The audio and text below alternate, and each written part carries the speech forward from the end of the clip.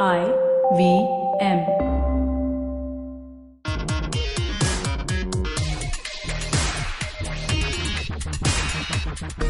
Hello and welcome to Simplified. Hello, Chuck. Hi, what's up? Hello, And it's me. hello, Naren, but no Naren. So we shall proceed without the profundity that is Naren. But we are here to record a shorty today, and this shorty actually comes all the way from Colombia. Oh, So the country is known for coffee, Shakira, and Pablo Escobar. So and this actually begins with Pablo Escobar. The shorty isn't about Escobar as such, but it begins with Escobar. It starts. So he was. I mean, for those who have been living under a rock, Pablo Escobar is the greatest drug lord the world has ever seen. He was killed like 25 years ago, but the Colombian government is still suffering from his legacy. And this shorty is all about Escobar's legacy and how it's like still affecting Colombia in the weirdest way possible. So let's start from the very beginning. And to give you a brief background about Escobar, which I mean, if you don't you live under a rock or don't have a Netflix connection, is all documented in this show called Narcos. But Escobar was basically running a drug cartel the size of the economy of a small country. At one point, it is estimated that 70 to 80 tons of cocaine was being shipped from Colombia to the United States every month. And wow.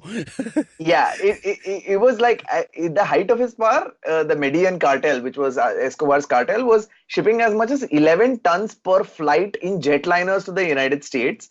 And his brother also claimed that they were using like they had two small submarines to transport like cocaine to the United States as well.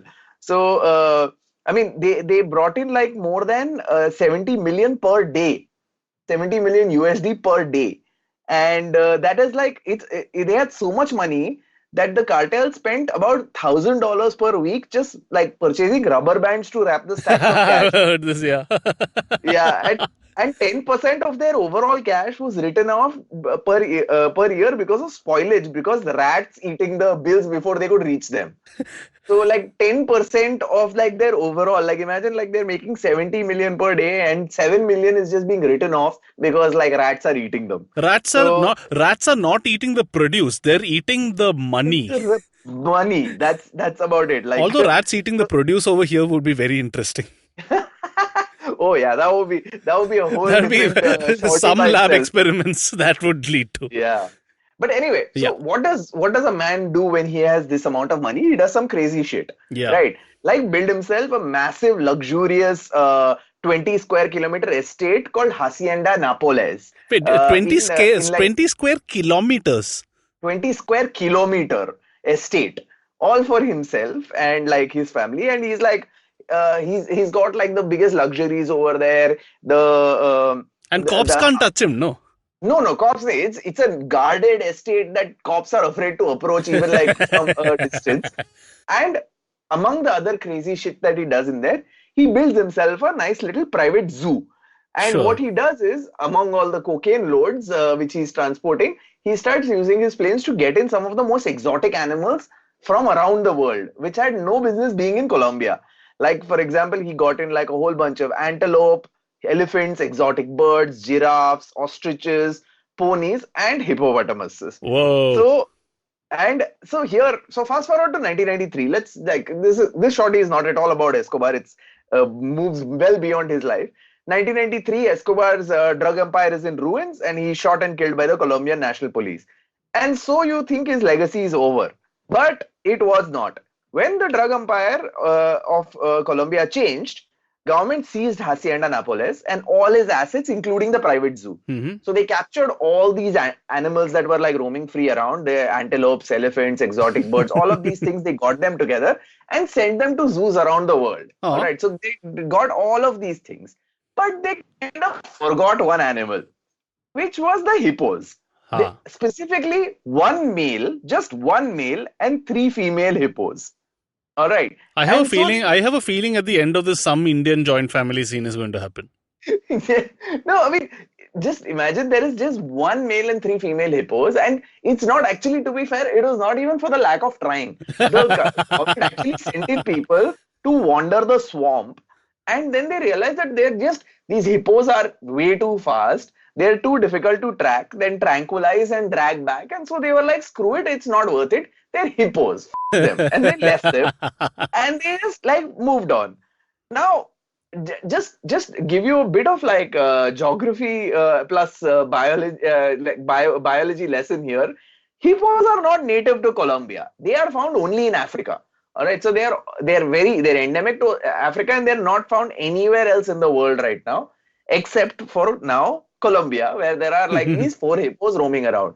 But in the time that followed, this particular area that Hacienda Nápoles area that was there turns out to be like a very nice safe haven for all these hippos, especially the one male who's surrounded by this great choice of 3 females. And as time passes, these hippos start multiplying. Oh, hippo harem. A little bit to a lot of.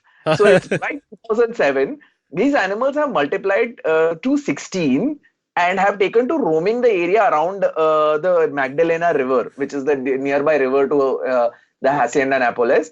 And they have become 16 in 2007. Okay. By 2014, there are 40 hippos they have become 40 hippos at this point. And as of 2018, the last count, they are now about close to 70. Holy shit. So these hippos are just like massively, the population is massively exploding because there are no natural predators in the area for the hippos. And it's like hippo heaven. Like it's plentiful food, great weather, and like it's a whole area. It's massive swampy area, so they can like just chill over there and like relax in the water. This is amazing. This is like if hippos were a stock, you would buy them, right? Like they've gone from 3 to 70 in about like 30 or whatever 40 years. There are like all the conditions that you spray. It's like a PPT, no? Like conditions for growth, no natural predators. So I would I would bet in hippos in Colombian hippo futures. I would bet in futures. Yeah, exactly. And the locals also seem to like these hippos a lot. So what they have done is now the government has converted like Escobar's old estate into like an amusement park. All right. Are you serious? It's now an amusement park, and now there are like people who come over there, and they have actually put like they sell hippo memorabilia over there, and there's like tourists allowed to go and see the hippos who are like chilling near the beaches and all that stuff. So you would think that the story has a really happy ending. The only problem here is that there is a common perception that hippos are basically like cute little like cows. Yeah. All right. Not just by the common perception, but also reinforced by like Disney and Madagascar's representation of hippos as like these beautiful, very benign, genteel. Animals. Genteel is the word you're looking for. The reality is, hippo is the world's deadliest large land mammal. Whoa. Literally, it's the deadliest. It's estimated to kill 500 people per year in Africa. Whoa. All right. They're extremely territorial, have a very foul temper, and attack well without provocation. So in fact, there is this amazing video which I recommend everyone goes and checks out, and we'll probably we'll provide the link in the description as well, of this school of hippos who have attacked a croc in the water. The croc is just dying over there. So they just like in a herd have attacked a croc and are killing a croc together. So these hippos are vicious. And in fact, recently, I think there was this one in Kenya. There was a tourist who went close to a hippo to take a photo, and the hippo bit him, and the Taiwanese tourist like died. Whoa! So like they kill tourists for sport. So hippos are not to be approached comfortably or whatever. Now these guys, so in fact, conservationists are like really worried. Like the conservationists in Colombia are really worried because these guys are multiplying so much and they are like extending way beyond. So they are going well beyond their their area that was there originally, and they've like started going downstream and entering different new areas where the river takes them. And so in fact, the conservationists are afraid that if they are allowed to continue to reproduce like unchecked, they will displace endemic animals like otters and manatees, which are there over for whom this particular ecosystem is a natural habitat too. Now, the funny part is the Colombian government has understood this problem right from the beginning. All right, they have understood that we have to get rid of the hippos and we should like control their population and whatever. The problem here comes is that it's very difficult to get rid of the hippo population. Now, what they did was there are multiple ways of getting rid of the hippo population. First, they said, okay, let's sterilize the hippos. Turns out, shooting, tranquilizing, and sterilizing one hippo costs a bomb. Like it costs around something around 5,000 USD to just do that for one hippo. And here you have like about and 70 as of last count. Hippos. Yeah, 70 as of last count. And not just that, these guys are saying that by the time you can capture and sterilize one hippo, there are like 3 new hippos that are born. It's no point of sterilizing one hippo over here. The second problem is they were like, okay, let's just like move all of these hippos anywhere. And now, anywhere. Yeah, they said, let's move these hippos to another country or whatever. Now they are not even able to capture or identify or locate all of these hippos because the area that they are spread in is so large. Third, they said, let's pen these hippos together in one small area concentration so we can control their population that way. Now, they put barbed wire and fencing and all that stuff. Turns out hippo hide is so tough that barbed wire is like, it's not even a scratch for them. So they just like ram themselves against barbed wire and get... So they are not able to keep them controlled. Finally, they said, let's just shoot the f***ers. Let's just shoot and kill them and we'll get enough. So, in fact, they sent one team to like shoot a bunch of hippos. They killed one hippo and they posed and so the guys posed against the hippos and like posted it online and all that. The local community, there was a massive outcry. They said, how can you kill the hippos? They are so cute. They are so awesome. Why did you kill them?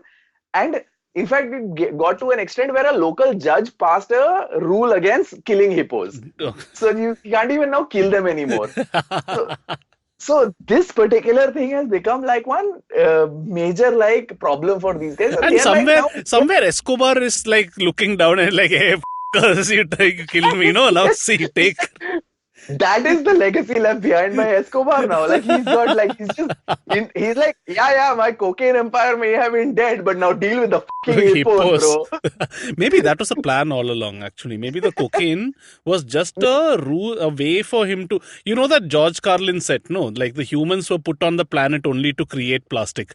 Like humans will die off and go and plastic will still be there. Maybe God created humans so that he would get plastic. Yeah, there's one YouTube comment on... So there's a great video on this. I think National Geographic did an entire documentary on these cocaine hippos, and the top comment I think on YouTube for them is that plot twist: Escobar was actually working for the hippos. So yeah, I mean that could very well be the story, but there is also a flip side. I mean, there's a new National Geographic article that's come out lately that says that in a weird way, the hippos are actually doing good for the local ecosystem, their natural ecosystem. Basically, the way hippos are is that they eat plants off the coast and they shit in the water, right? So because of that, they're actually increasing like the microfauna or flora in the water, and they're actually keeping the plants around the entire lake and the river bodies in check and stuff like that. So there's an entire theory about saying that how they are improving the quality of the overall water and allowing entirely new species to take root inside the ecosystem, and it's positive in its own way. But there is, of course, it's a huge conservationist debate. Like some people are saying they are an invasive species that are going to kill like otters and manatees and stuff like that. The others are saying they're actually useful. So, but whatever may be the stance, the one thing's for sure that the hippos are here to stay in Colombia, and they are like growing, and like Pablo Escobar may have created a lasting legacy through his Netflix series, but there is a very real biological legacy that he's left behind in Colombia, and it's a pretty significant hippo-shaped problem for them. So yeah, that's the shorty for today about cocaine hippos. It was a tremendously fun topic to research on and find out more about. So yeah, that's it for this week.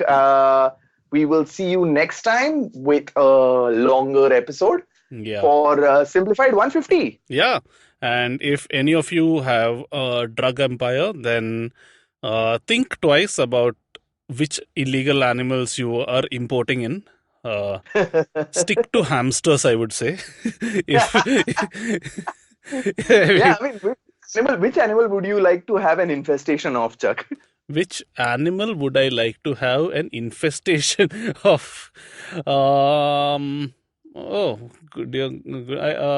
would say the blue marlin fish. Actually, they're delicious. That's fair enough. Nice. Yeah. Thoda dekho, thoda khao.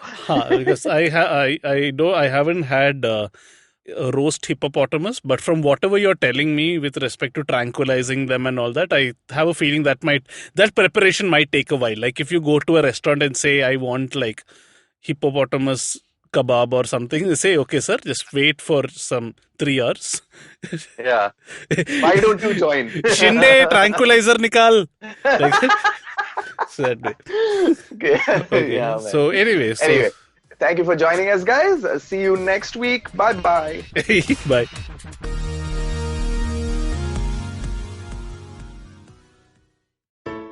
Hey, I hope you enjoyed that episode. And if you enjoy listening to content on the IVM Podcast Network, let me tell you about a couple of things that you should check out this week. On Paisa Vaisa, Anupam is joined by Sanjay Sapre. He's the president of Franklin Templeton India. They discuss the 25-year journey of Franklin Templeton and the role of mutual funds. On Vartalab, host Akash and Naveen are joined by rapper Onkar Pujari, who goes by the stage name Yeda Anna. The three of them talk about Onkar's journey in the Indian rap scene. On the Edges and Sledges cricket podcast, Ashwin and Varun review the India vs West Indies Test Series and the standout performances by Hanuma Vihari, Ishant Sharma and Jasprit Bumrah. On Tech Careers in the News, Shiladitya is joined by Sudarshan Rungta. He's a managing director at Accenture and he's in charge of the Oracle practice. They discuss Oracle's capability and impact in the real world. Thanks, and we hope to see you again soon.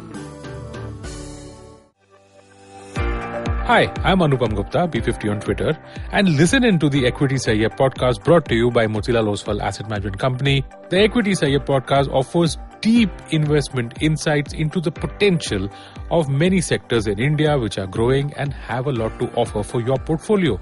New episodes out every Tuesday on the IVM Podcast app or any other app where you get your podcasts from.